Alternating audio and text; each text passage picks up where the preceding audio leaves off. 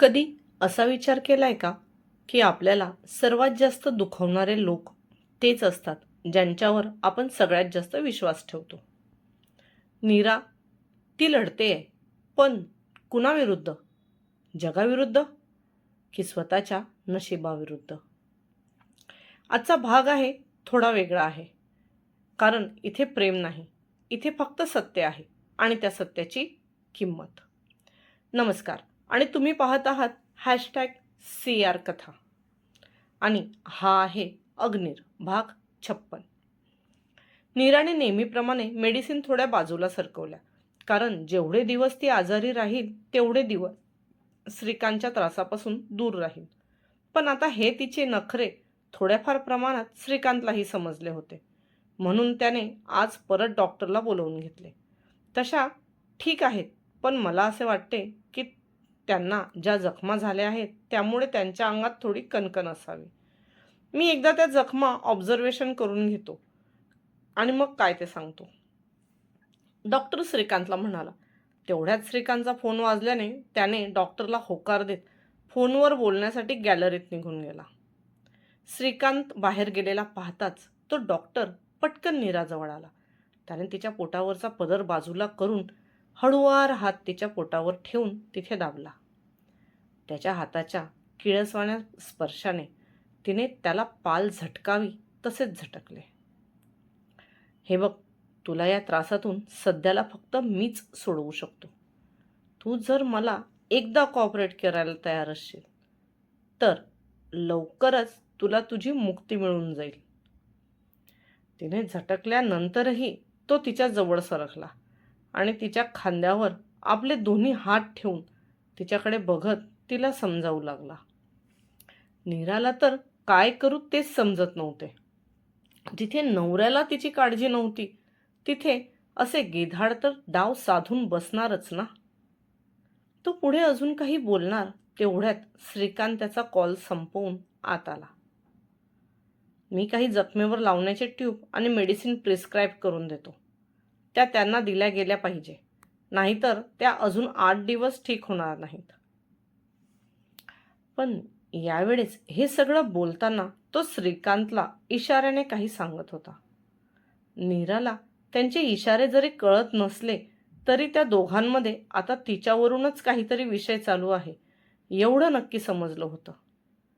Doctor निघून गेल्यावर श्रीकांत नीराजवळ येऊन बसला आणि म्हणाला, तुला काय वाटतं, तू हे औषध न घेण्याचं नाटक करून माझ्यापासून अजून किती दिवस वाचू शकशील?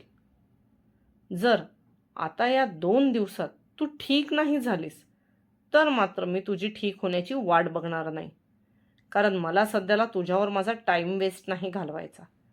तसेही 2 दिवसांनी ते डॉक्युमेंट परत तयार होऊन येतील.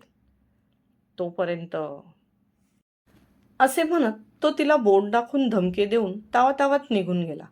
त्यानंतर थोड्या वेळाने तो परत आला. त्यावेळेस त्याच्या हातात डॉक्टरने नवीन लिहून दिलेली सर्व मेडिसिन होती. ती त्याने नीरापुढे ठेवली आणि तिच्याशी काही न बोलता तो जे गेला ते 2 दिवसांनीच परत आला. 2 दिवस नीराचे मोठ्या शांतीत गेले, पण आज मात्र सकाळपासून तिला बाहेरच्या खोलीतून श्रीकांतची येण्याची चाहूल लागल्यामुळे तिच्या मनाचा थरकाप उडाला.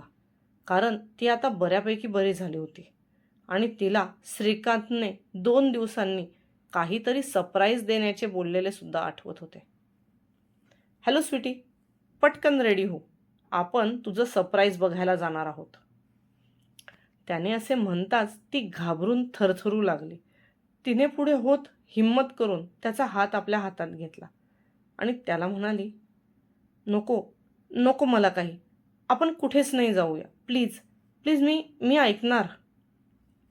श्रीकांत जेव्हा पण नीराला असे तुटलेले, खचलेले, लाचार झालेले पाहायचा तेव्हा त्याला एक आत्मिक समाधान मिळायचं. आजही तिच्या या अशा बोलण्याने त्याला तोच आनंद मिळाला होता. बघ, तू पुन्हा तीच चुकी करते आहेस. मी तुला म्हटलं ना, मला नाही म्हटलेलं आवडत नाही, आणि मी तुझ्यासाठी म्हणून एवढी मेहनत केली तर तू मला नाही म्हणतेस. त्याने असे म्हणताच तिने झटक्यात त्याचा हात सोडला आणि लगेच तयारी करायला गेली, कारण तिला माहीत होतं की तो ऐकणार नाही आणि त्यापुढे तो जे काही करेल ते तिच्याने सहन होणार नाही. थोड्याच वेळात नीरा तयार होऊन आली. श्रीकांतने तिला खुणावताच ती गाडीत मागच्या बाजूला बसली. श्रीकांत देखील तिच्या बाजूला येऊन बसला. तोच गाडीचा ड्रायव्हरच्या बाजूचा दरवाजा उघडून तो डॉक्टर पण आत येऊन बसला. त्याने मागे बघत एक विचित्र अशी स्माईल दिली. थोड्याच वेळात गाडी थांबली. तसे नीराने उतरून पाहिले तर तिच्या डोळ्यात आनंदाश्रू जमा झाले. ती तिच्या घरासमोर उभी होती. तिचे तेच घर ज्या घरात ती लहानाची मोठी झाली होती. या घराला पाहून काय माहीत किती महिने झाले होते. शेवटी लग्नानंतर 5 परतवणीला घरी आलेली तिने परत आपल्या आयुष्यात पुन्हा इथे यायला मिळेल ही आशाच सोडून दिली होती. घरासमोर उभे राहून तिला बबलूची आठवण झाली आणि तिने आपला एक पाय पुढे केलाच होता की श्रीकांतने हळूच तिच्या खांद्यावर हात ठेवून तो खांदा दाबला. काय मग स्वीटी, कसं वाटतं इथे येऊन? त्याने एक भुवई उंचावत तिला विचारलं. तसं इतका वेळ आपल्या घरासमोर उभं राहून हवेत असणारी ती अचानक जमिनीवर येऊन आदळली आणि तिला वास्तवाचे भान झाले.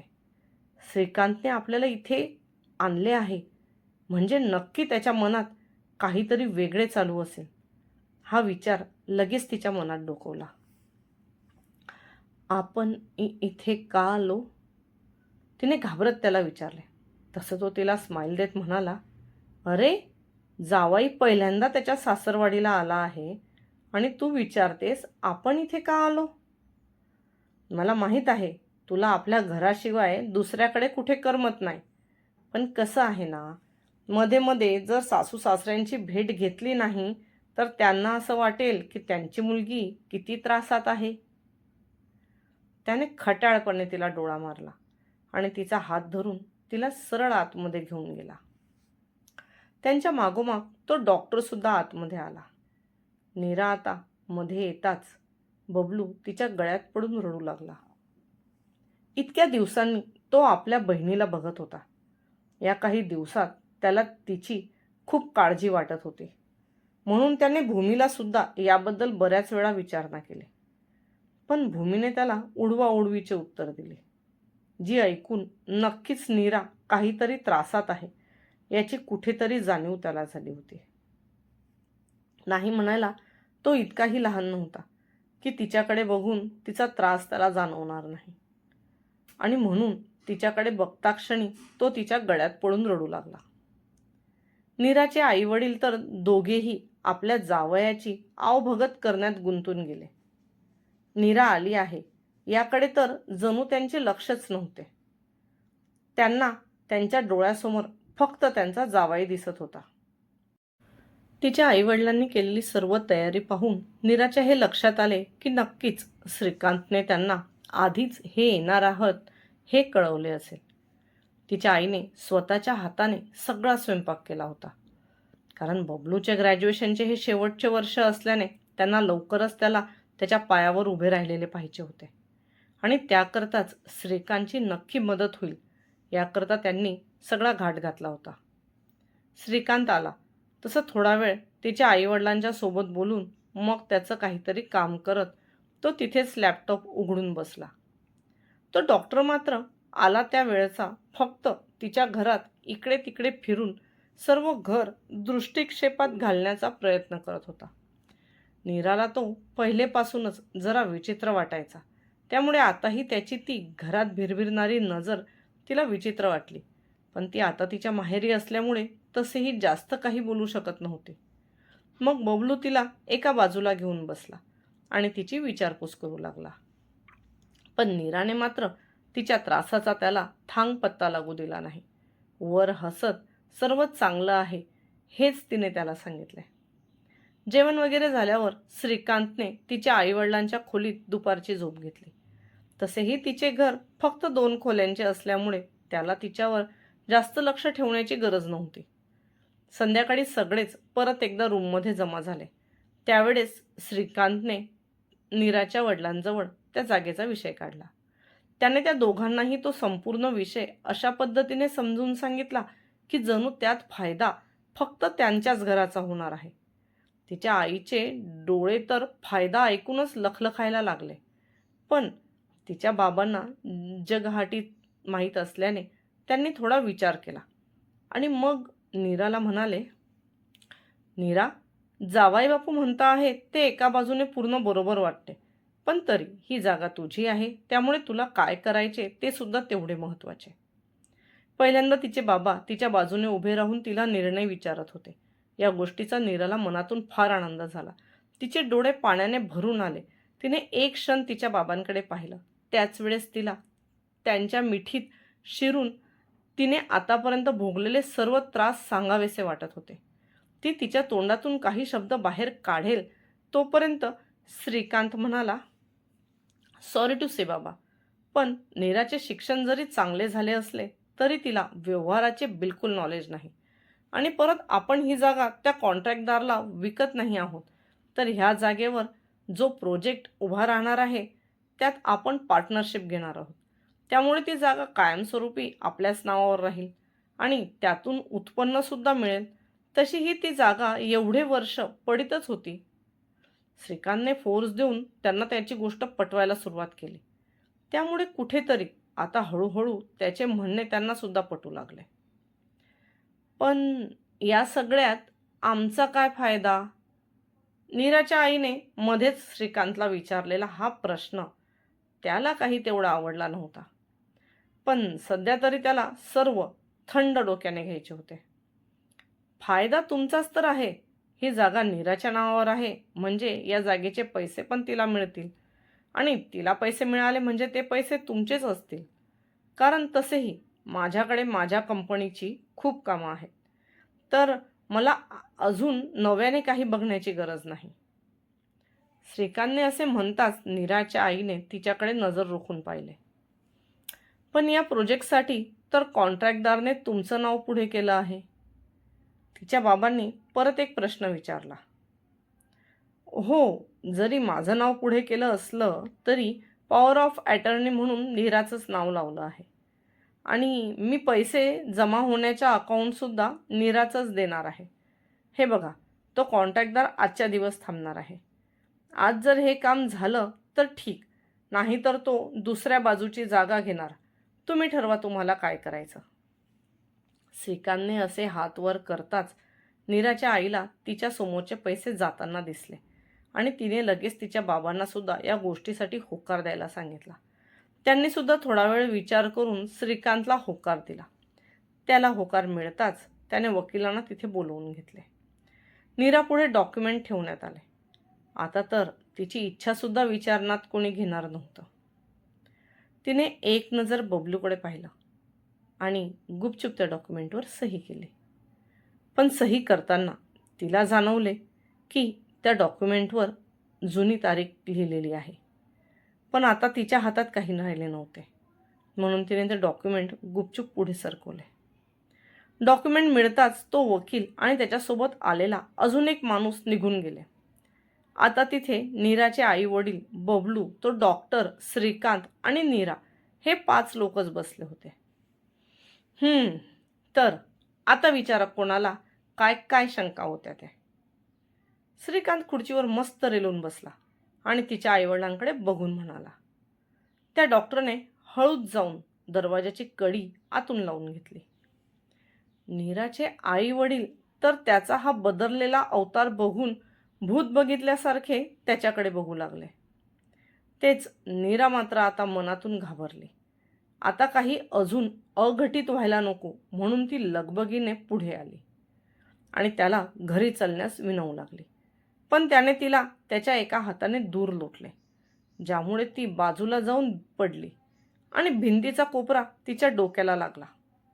बबलू लगेच तिला सावरण्यासाठी तिच्याजवळ पळाला. हा काय प्रकार आहे? ही कोणती पद्धत आहे तुमची बोलण्याची? तिच्या वडिलांनी आवाजाला थोडी जबर ठेवून श्रीकांतला विचारले. कसं आहे ना, आम्ही याच भाषेत बोलतो. खोटं वाटेल तर विचारा तुमच्या लेकीला. श्रीकांत अगदी आरामात म्हणाला. म्हणजे मला जी शंका होती ती खरी आहे? इतके दिवस नीरा तिथे सुखात नाही तर त्रासात होती. ते नीराजवळ चालत आले. त्यांनी तिला खांद्याला धरून उठून उभं केलं. नीरा त्यांच्या प्रेमळ स्पर्शाने भारावून त्यांच्या मिठीत शिरली आणि रडू लागली. हेच कारण होतं ज्यामुळे मी या लग्नाला तयार नव्हतो. जो माणूस आपल्या आईवडिलांना इज्जत देऊ शकत नाही, तो माझ्या मुलीला काय सांभाळणार? बस झाला, तेवढा तमाशा पुरे झाला. आता निघा तुम्ही इथून. नीराला मी आता काय परत पाठवत नाही. त्यांनी नीराला आपल्या जवळ घेत ठामपणे श्रीकांतच्या डोळ्यात डोळे घालून म्हटले. तेवढ्यात मागून नीराच्या आईचा कळवळल्याचा आवाज आला. त्यामुळे सर्वांचंच लक्ष तिकडे गेलं. नीरा आणि बबलू एक साथ त्यांच्या आईला बघून ओरडले, आई! कधीकधी शब्दांची गरज नसते, कारण जे घडतं ते इतकं खोल असतं की मन फक्त शांत होतं आणि डोळे बोलू लागतात. आजचा भाग संपला, पण नीराची वेदना इथे थांबलेली नाही. आता पुढे काय होईल हे कदाचित तुम्हालाही जाणून घ्यायचं असेल, पण त्याहून महत्त्वाचं तुम्ही तिच्या जागी असता तर काय केलं असतं. जर हा भाग तुमच्या मनात कुठेतरी राहिला असेल तर लाईक करा, सबस्क्राईब करा आणि सगळ्यात आधी कमेंटमध्ये तुमचं मन मोकळं करा.